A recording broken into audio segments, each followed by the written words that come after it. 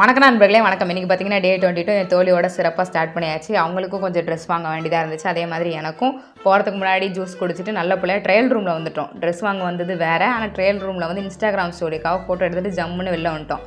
So ட்ரெஸ்ஸை select பண்ணி வச்சுட்டு மாத கடைசியாக நான் எப்படி நம்மளுக்கு காசு தீர்ந்து போதோ அதே மாதிரி எனக்கு சன்ஸ்க்ரீன் காலியாகிடும்.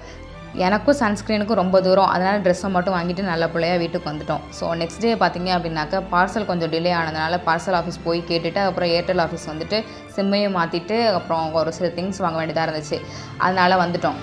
இவ்வளோ தூரம் பார்த்துட்டிங்க, மறக்காமல் அந்த லைக்கையும் சப்ஸ்கிரைபையும் ஃபாலோவையும் தட்டிங்கன்னா மனசு கொஞ்சம் நிம்மதியாக இருக்கும். ஏன் சொல்கிறேன் அப்படின்னாக்கா நிறைய பேர் நான் இன்ஸ்டாகிராமில் மட்டும் போஸ்ட் போடுறேன் அப்படின்னு நினைக்கிறீங்க. பட் இல்லை, லாங் வீடியோஸ் எல்லாமே நான் வந்து யூடியூப்பில் தான் வந்து அப்லோட் பண்ணுவேன். ஸோ அதனால் இன்ஸ்டாகிராம் பயோவில் லிங்க் இருக்குது, மறக்காமல் சப்ஸ்கிரைப் பண்ணி வச்சுக்கோங்க. கொஞ்சம் வாட்டர் கேன் வாங்க வேண்டியதாக இருந்துச்சு, அதையும் வாங்கிட்டு வீட்டுக்கும் வந்தாச்சு.